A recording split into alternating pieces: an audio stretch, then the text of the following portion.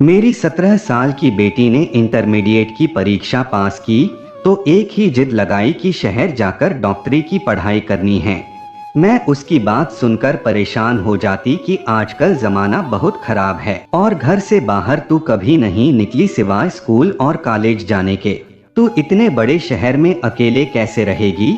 लेकिन इकलौती बेटी होने के नाते मुझे उसकी हर जिद प्यारी थी और मैंने ठान लिया कि अब बेटी को डॉक्टर बनाना है। मैंने अपने पति से उस बारे में बात की तो मेरे पति ने भी बिना झिझक इजाजत दे दी। मेरी बेटी बहुत खुश थी। अब वह अपने सपनों को पूरा करने के लिए शहर जाएगी, वहाँ पढ़ेगी और ख्वाबों को पूरा करेगी। हमने शहर की यूनिवर्सिटी में उसका एडमिशन करवाया और उसे हॉस्टल भेज दिया। मेरे दिल में 100 तरह के सवाल थे, लेकिन फिर भी दिल खट्टा करके उसे भेज ही दिया। पैसा भी बहुत लगा, अभी तो आगे और ज्यादा लगना था। मैं घर में काफी परेशान रहने लगी। अपनी बेटी को लेकर मेरे दिल में धक्का सा लगा रहता कि कहीं कुछ गलत ना हो जाए। और फिर एक दिन रात के वक्त मेरी बेटी का फोन आया तो वह बहुत रो रही थी।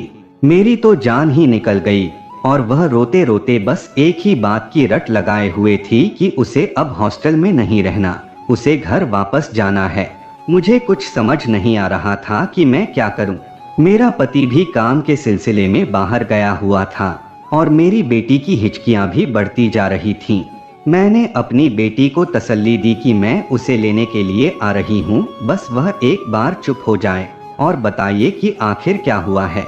लेकिन उसने मुझे कुछ नहीं बताया और बस इतना ही कहा कि उसे हॉस्टल नहीं रहना। मैं बहुत हैरान परेशान थी कि आखिर 2 महीने में ऐसा क्या हो गया है जो मेरी बेटी हॉस्टल में इस कदर परेशान हो गई है और वापस आने की जिद कर रही है। मेरे पति काम से वापस लौटे तो मैंने उन्हें सारी बात बताई। वह भी परेशान हो गए। उनके गांव से उस समय शहर जाने वाली कोई भी गाड़ी नहीं थी। मैंने अपनी बेटी को दोबारा फोन किया और उससे कहा कि हम तुम्हें अभी लेने आ जाते हैं या फिर सुबह। तो उसने अपनी हिचकियां दबाते हुए कहा कि आप लोग मुझे सुबह आकर ले जाना। और अगली सुबह हम दोनों पति पत्नी बेटी के हॉस्टल के लिए निकल पड़े।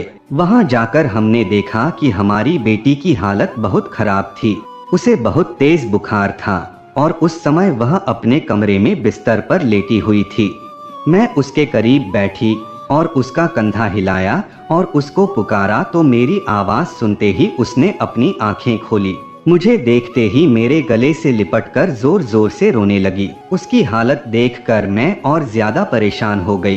अब तो मुझे यकीन हो गया था कि कुछ ना कुछ तो हुआ है। मैंने अपने बेटी को मोहब्बत से पुकारते हुए कहा कि मेरी बेटी क्या हुआ है तुम्हें? उसने अपनी आंखें नीचे कर ली, लेकिन अपनी जबान से एक शब्द भी नहीं निकाला।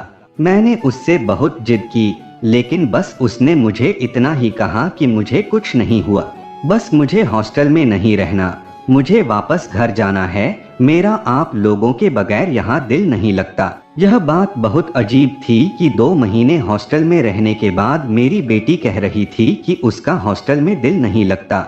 मैंने अपने पति को कहा कि परेशानी की कोई बात नहीं है, बच्ची है, बस हॉस्टल में रहते हुए थोड़ा घबरा गई है, कुछ दिन के लिए हम इसे घर ले जाते हैं। हॉस्टल प्रिंसिपल से बात करने के बाद हम लोग अपनी बेटी को कुछ दिनों के लिए घर ले आए। घर आने के बाद भी उसकी हालत संवरी नहीं, बल्कि और भी बिगड़ती चली गई। उसको बहुत बुखार था और वह दिन ब दिन कमजोर होती जा रही थी। बहुत सारे डॉक्टरों से उसका इलाज करवाया, लेकिन कहीं से भी उसे आराम नहीं मिल रहा था। कम से कम 10 दिनों के बाद उसकी हालत थोड़ी बेहतर हुई तो हम दोनों पति पत्नी के दिल को भी चैन आया। मेरी बेटी बहुत हंसमुख थी, लेकिन जब से वह बीमार हुई थी हर समय अपने कमरे की लाइट बंद करके अंदर ही पड़ी रहती। आज मैं उसे कमरे से बाहर लेकर आई और धूप में बैठने के लिए कहा। कुछ देर तक तो मेरे साथ बैठी रही, लेकिन उसने मुझसे कोई भी बात नहीं की। पहले तो वह सारा दिन मुझसे बातें करते हुए थकती ना थी और अब इस कदर खामोश हो गई थी। अब तो मुझे जानना था कि आखिर हॉस्टल में ऐसा क्या हुआ है जिसने मेरी चांद सी बेटी को इस कदर मुरझा दिया है। कुछ दिनों में उसकी हालत बहुत बेहतर हो गई और वह बिल्कुल ठीक होकर पहले जैसी हो गई।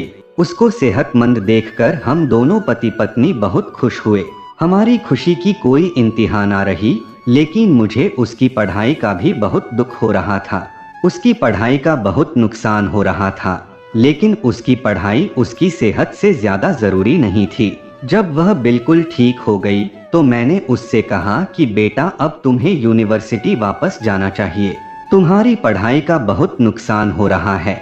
मेरी बात सुनकर वह बहुत परेशान हुई और मुझे उसकी परेशानी समझ में न आई।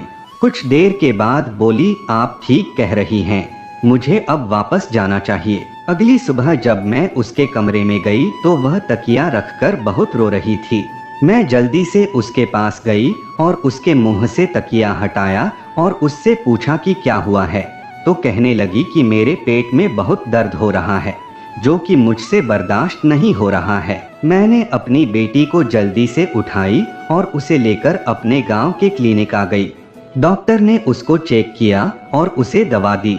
डॉक्टर कहने लगा कि दवा खाने के बाद कुछ देर बाद यह बिल्कुल ठीक हो जाएगी।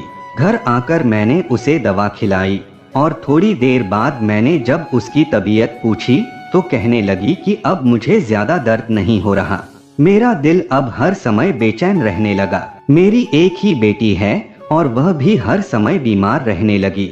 यह सोचकर मैं बहुत दुखी हो जाती। अब तो यह रोज ही होने लगा। उसके पेट में बहुत दर्द उठता और मैं उसे क्लिनिक ले जाती। अंदर क्लिनिक में डॉक्टर अल्ट्रासाउंड वाले कमरे में 10 मिनट तक उसको चेक करता और वह उसे दवा देता।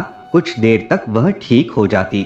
मुझे कभी कभी लगता था कि दाल में कुछ काला है, लेकिन फिर मैंने अपनी सोच को झटक दिया। मेरे पति ने मुझे कहा कि हमारी बेटी की अब शादी की उम्र है, वह हॉस्टल जाना नहीं चाहती और वह आगे पढ़ना भी नहीं चाहती है। हम ऐसा करते हैं, उसकी शादी कर देते हैं। मैं परेशान थी कि अब अपने पति को कैसे बताऊं कि इसकी तो सेहत ही खराब है, अब हर समय उसके पेट में दर्द रहने लगा है। लेकिन मैंने अपने पति से कोई बात नहीं की और उसकी हाँ में हाँ मिलाई। एक दिन मेरे पति ने मुझे कहा कि उनके दोस्त का बेटा डॉक्टर है, वह हमारे घर रिश्ता लेकर आना चाहता है। मैंने कहा ठीक है, आप बुला ले रिश्ता देखने के लिए। लड़के की माँ और लड़का आया था। हमें लड़का बहुत पसंद आया। उसका शहर में एक घर था, लेकिन वह रिश्ता किसी अच्छी गांव वाली सुलझी हुई लड़की से करना चाहता था, जो उसका घर अच्छे से संभाल सके। और फिर मेरे पति तो उनके दोस्त थे, तो हमें भी कोई ऐतराज नहीं था और ना ही उन्हें कोई ऐतराज था। हम लोगों ने रिश्ता पक्का कर दिया और 2 महीने के बाद शादी की तारीख भी तय हो गई। मेरी बेटी एकदम से बिल्कुल ठीक हो गई। इस बात ने मुझे हैरानी के साथ साथ खुश भी कर दिया। और फिर वह दिन भी आ गया जिस दिन मैंने अपनी चांद से प्यारी बेटी को विदा कर दिया। उसके जाने के बाद हमारा घर बहुत वीरान हो गया। मेरी बेटी हमें मिलने के लिए 1 महीने के बाद आती और मेरे पूछने पर वह हमेशा यही कहती कि मैं बहुत खुश हूँ। उसकी यह बात सुनकर मेरे दिल को भी सुकून मिल जाता। और फिर एक दिन एक फोन कॉल ने मेरे पैरों तले से जमीन खींच ली। वह फोन मेरी बेटी के ससुराल वालों की तरफ से था। हम लोग जैसे ही अपनी बेटी के ससुराल पहुँचे तो मेरी बेटी ने बताया कि मेरी सास सुबह की गई हुई है और अभी तक वापस नहीं आई। पूरा मोहल्ला छान मारा, किसी ने भी उसे सुबह से नहीं देखा। हम लोगों ने दोबारा पूरा मोहल्ला छान मारा, लेकिन मेरी बेटी की सास कहीं नहीं मिली। मेरे पति ने अपने दोस्तों के जरिए पुलिस में भी कंप्लेन दे दी। पुलिस भी आ गई, लेकिन मेरी बेटी की सास के बारे में कोई भी पता नहीं लगा सका। आखिर वह कहाँ गई? मेरी बेटी के घर में एकदम से भूचाल आ गया था कि आखिर मेरी बेटी की सास कहाँ जा सकती है। हम लोग तो शाम तक वापस आ गए। मेरी बेटी का पति अपने किसी काम के सिलसिले में विदेश गया हुआ था। 1 महीने के बाद मेरी बेटी का पति भी वापस लौट आया था, लेकिन उसकी सास का कोई अता पता नहीं था। 2 हफ्तों के बाद एक दिन अचानक ही मेरी बेटी शाम के समय अपने कपड़ों का बैग साथ लिए घर आ गई। वह बहुत परेशान थी। मैंने उसे बैठाया, पानी वगैरह पिलाया और उससे पूछा कि क्या हुआ है। तो मेरी बेटी ने कहा, माँ मुझे माफ कर दो, मैं बहुत बुरी बेटी हूँ। उसकी बातें सुनकर मैं हैरान रह गई। आखिर तुम ऐसा क्यों कह रही हो? तो उसने मुझे जो बातें बताई उन्हें मैं सुनकर एक बार कांप कर रह गई। मेरी बेटी ने मुझे बताया कि सास के गायब हो जाने के बाद मेरा पति विदेश से लौट आया। वह भी बहुत परेशान था। उसने हर मुमकिन कोशिश की, ढूंढने की कोशिश की, लेकिन उसका कहीं पता न चला।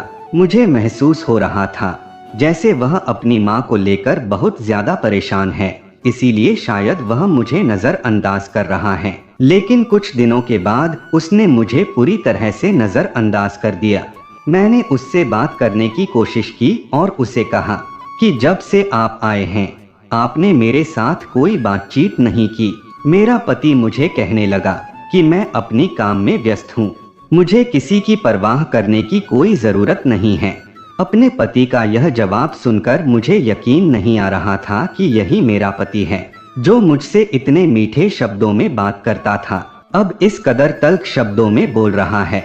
मैंने उससे पूछने की बहुत कोशिश की कि मुझसे कोई गलती हुई है तो मुझे बताओ, लेकिन उसने अपने लबों से कुछ ना कहा। कुछ दिन के बाद मुझे यूं महसूस हुआ जैसे घर में किसी चीज की तैयारी चल रही है। मैं किचन में आई तो मेरी नंद तरह तरह के खाने बना रही थी। मैंने उससे पूछा कि क्या हुआ है, आज इस कदर तैयारियां क्यों हो रही है? तो उसने मुझसे रोब जमाने वाले अंदाज में कहा कि आज घर में कुछ मेहमान आने वाले हैं और आप अपने कमरे में ही रहना, नहीं तो अच्छा नहीं होगा। अपनी नंद का यह रवैया भी मेरे समझ से बाहर था। मैंने उससे पूछना चाहा कि मैं अपने कमरे में क्यों रहूं, लेकिन उस समय मेरा बहस करने का बिल्कुल भी दिल नहीं कर रहा था, इसीलिए मैं खामोशी से अपने कमरे में चली गई। मुझे अपने कमरे से बातों की आवाजें आ रही थी। मेरा पति और मेरी नंद दोनों ही बहुत खुश नजर आ रहे थे। मेरी तबीयत बहुत खराब थी, लेकिन मैंने किसी को भी नहीं बताया। पिछले कुछ दिनों से मुझे बहुत ही ज्यादा चक्कर आ रहे थे। आज भी मुझे बहुत चक्कर आने लगे और साथ ही उल्टी शुरू हो गई। मैं बहुत घबरा गई। उस समय मेरी नंद मेरे कमरे में मेरे पति को लेकर दाखिल हुई और उसके मुंह से जो बातें निकल रही थी उनको सुनकर मुझे ऐसा लगा जैसे अभी जमीन फट जाए और मैं उसमें समा जाऊं। अपने ऊपर लगाए जाने वाले इतने घटिया इल्जाम सुनकर तो मैं पागल सी होए जा रही थी। मेरी नंद ने कहा, ये किसका पाप पाल रही हैं जो उसकी यह हालत हो रही है। मैं चकराते सर के साथ बेड पर बैठ गई। मेरा पति मेरे पास आया और उसने मुझे 2 थप्पड़ मारे और मुझे कहा कि बता गंदी औरत, तेरे पेट के अंदर किसका पाप पल रहा है। मैं दिल में सोचने लगी कि एक डॉक्टर होकर यह ऐसा कैसे कर सकता है। मैंने पक्का इरादा कर लिया था कि मैं कभी भी उनको नहीं बताऊंगी कि मेरी यह हालत किस वजह से है। मैं तो पहले ही चकरा रही थी, थप्पड़ों की वजह से मैं बेहोश हो गई। मुझे जब होश आया तो मैंने देखा कमरे में कोई नहीं था और बाहर से मेहमानों की बोलने की आवाज आ रही थी। मैं उठकर दरवाजे तक आई तो बाहर से आवाज आई कि हम यह रिश्ता पक्का समझें। मुझे समझ नहीं आ रहा था कि मुझ पर इतना घटिया इल्जाम लगाकर किसका रिश्ता पक्का किया जा रहा है। रात के समय जब मेरा पति मेरे कमरे में आया तो मेरे पति ने मुझे कहा कि मैं अपने घर जा सकती हूँ, वह शादी कर रहा है। मैंने अपने पति को कहा कि अब इस घर से मेरी अर्थी ही निकलेगी। यह सुनकर वह आग बबूला हो गया और कहने लगा कि जब पाप कर रही थी तब कुछ याद नहीं आया। मैं एक बार फिर खामोश हो गई। अगले दिन मुझे पता लगा कि लड़की वालों को किसी ना किसी तरह से पता लग गया कि मेरा पति शादीशुदा है और उन्होंने शादी से मना कर दिया। मेरे पति ने मुझसे अलग कमरे में रहना शुरू कर दिया। मैं पता लगाना चाहती थी कि आखिर मेरे पति और नंद ने मेरे साथ ऐसा क्यों किया है।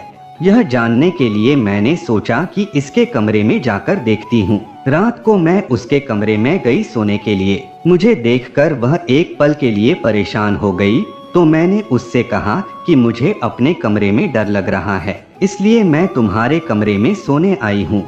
और मैं जाकर आराम से बेड पर लेट गई। 5 मिनट के बाद मैंने हल्की सी आंख खोलकर देखा तो वह कमरे के बीच में एक कपड़ा बिछाकर उसके ऊपर बैठकर कुछ पढ़ रही थी और ऐसा महसूस हो रहा था जैसे उसका मानसिक संतुलन खो गया हो। थोड़ी देर के बाद वह मेरे करीब आई। मेरे दिल में डर की एक लहर उठी। मुझे ऐसा लगा जैसे अभी वह मुझे कुछ कर देगी, लेकिन वह चुपचाप आकर मेरे करीब बैठ गई। उसकी बातें सुनकर मेरे सर पर सातों आसमान आ गिरे और मेरे कदमों तले से जमीन सरक गई। वह मुझे कहने लगी, भाभी तुम कितनी ढीठ इंसान हो। मैंने हर मुमकिन कोशिश की तुम्हें घर से निकालने की, लेकिन तुम निकली ही नहीं। तुम्हारा पति तुम्हारा नहीं रहा, तुम पूरी तरह से अकेली रह गई हो। अगर खुश मैं नहीं हूँ तो तुम्हें भी रहने नहीं दूंगी। मैंने इतना सब कुछ कर लिया, लेकिन तुम फिर भी नहीं निकली इस घर से। तुम्हारे मोबाइल फोन से मैंने तुम्हारे पति को नकली मैसेज भेजे, जिससे उसको पक्का यकीन हो गया कि तुम और मर्द के साथ बातें करती हो। तुम्हारे दूसरे मर्दों के साथ संबंध है। फिर मैंने अपने भाई की दूसरी शादी करवाने का सोचा, उसका रिश्ता भी तय कर लिया और तुम्हारा सर दर्द और उल्टी आना इन सब ने मेरा काम और भी आसान कर दिया। मुझे रात को पता चला कि तुम्हें कैंसर है और तुम बहुत जल्द मरने वाली हो। तो अब मुझे तुम्हें मारने का कोई इरादा नहीं है। और जब इस बात का पता मेरी माँ को चला तो वह मुझे रोकना चाहती थी। मेरी माँ चाहती थी मेरे बेटे का घर खराब ना हो, और फिर मैंने भी हमेशा हमेशा के लिए अपनी माँ को रास्ते से हटा दिया। मैंने अपनी सगी माँ को ही मार दिया और इस बात का पता आज तक कभी भी किसी को नहीं लगा। तुमने बहुत गलत किया भाभी। इस घर में आकर मेरे भाई के साथ शादी करके मैं अपनी दोस्त के साथ उसकी शादी करवाना चाहती थी, लेकिन मेरे भाई ने कहा वह अपनी पसंद की शादी करेगा और वह तुम्हें पसंद करता था। कुछ साल पहले तुम और मैं एक ही स्कूल में पढ़ते थे और तुम हमेशा फर्स्ट आती और मैं पीछे रह जाती। मैंने तभी सोच लिया था कि मैं तुम्हें बर्बाद कर दूंगी, लेकिन फिर तुम लोग गांव चले गए और उसके बाद जब तुम शादी करके इस घर में आई, तुम्हें देखते ही मैंने कहा था अब तुम नहीं बचोगी, और देखो मैंने तुम्हें बर्बाद कर दिया। अपनी नंद की इतनी भयानक बातें सुनकर मैं दंग रह गई, पर खामोश पड़ी रही। मुझे पूरा यकीन हो गया कि मेरी नंद एक साइको पेशेंट है। बचपन की बातें मुझे तो याद नहीं थी और उसने तब से ही मेरे लिए अपने दिल में नफरत पाल रखी थी। इस कमरे में आते ही मैंने सबसे पहले काम यह किया कि जिस समय मेरी नंद मेरे पास बेड पर आकर बैठी थी, तो मैंने आंख बचाकर अपने मोबाइल की वॉइस रिकॉर्डिंग ऑन कर ली और उसकी सारी बातें रिकॉर्ड हो गई और मैंने वह सारी बातें अपने पति को भेज दी। मेरी बेटी की सारी बातों ने मेरे दिल को गम से भर दिया और उसके बाद फिर मेरी बेटी कहने लगी, माँ मुझे माफ कर दो, मैं बहुत बुरी हूँ। मैंने आपको धोखा दिया और देखे बदले में मुझे भी धोखा मिला है। मेरा पति मुझे कॉलेज के बाहर मिला था, मैं उसे पसंद करने लगी। जब मुझे पता चला वह शहर में रहता है तो मैंने आपसे जिद की कि मुझे शहर पढ़ना है और मैं शहर चली गई पढ़ने के लिए। वहाँ मैं रोजाना अपने डॉक्टर पति से मिलती और फिर एक दिन उसने मुझे कहा कि वह मुझसे शादी करना चाहता है। मैंने भी हाँ कर दी। अब मैं आगे नहीं पढ़ना चाहती थी, इसीलिए मैंने इतने दिनों तक बीमारी का नाटक किया और जब मेरे पेट में दर्द हुआ तो क्लिनिक जाने लगी। वहाँ मैंने देखा कि अंदर क्लिनिक में वही मेरा पति ही बैठा था। वह अपने किसी दोस्त डॉक्टर की जगह पर आया हुआ था। यह सुनकर मैं बहुत खुश हुई और फिर मैं रोजाना क्लिनिक जाने लगी। मैं रोज अंदर उससे बातें करती। जब आप अंदर आती तो चेकअप का बहाना कर लेते और फिर जब आपको शक होने लगा तो उसने मुझे कहा कि मैं अब यहाँ ना आया करूँ। एक दिन जब वहाँ गई थी तो वह वहाँ नहीं था, इसलिए आपको कुछ पता नहीं चल सका। जब उसने यहाँ रिश्ता भेजा तो मैं हर बीमारी भूल गई और शादी की खुशियों में लग गई। कुछ सालों के बाद मेरे सर में बहुत तेज दर्द उठा और पेट में भी। पता चला कि मुझे कैंसर है। तब वह काम के सिलसिले में बाहर गया था। जब वापस आया तो मैं उसे बताना चाहती थी, उसके व्यवहार की वजह से मैं उसे बता ना सकी। लेकिन माँ देखिए ना, मेरी खुशियों की उम्र कितनी छोटी थी। रात को मुझे पता चला कि मेरी नंद मेरे साथ नफरत की आड़ में यह सब कर चुकी और मेरे पति ने मेरा यकीन नहीं किया। अब मैं उस घर में कभी नहीं जाऊंगी। मेरी बेटी की बातें मेरा दिल चीर रही थी। मैंने उसे अपने सीने से लगाया और उसके पापा को मैंने सारी बातें नहीं बताई। अगले दिन सुबह के समय मेरा दामाद आ गया मेरी बेटी को लेने। उसने मुझसे भी माफी मांगी। मेरी बेटी को दुख देने के लिए वह बहुत शर्मिंदा था और मेरा दामाद मेरी बेटी को वापस ले गया और मेरी बेटी के पति ने उसका बहुत इलाज करवाया। उसने अपनी बहन को पापों की सजा देने का फैसला किया और फिर मेरी नंद को पुलिस पकड़कर ले गई जेल में। उसका बहुत भयानक अंजाम हुआ। वह साइको तो पहले ही थी दिमागी तौर पर और अब जिस्मानी तौर पर भी बेबस होकर रह गई। और अब मेरी बेटी खुशगवार जिंदगी गुजार रही है अपने घर में। माँ बाप को धोखा नहीं देना चाहिए और ना ही किसी से नफरत करनी चाहिए, वरना यह चीजें जिंदगी बर्बाद कर देती है। तो दोस्तों, आशा करता हूँ कि ये कहानी आप लोगों को अच्छी लगी होगी, तो इसे लाइक कीजिए और हमारे चैनल को सब्सक्राइब कीजिए। धन्यवाद।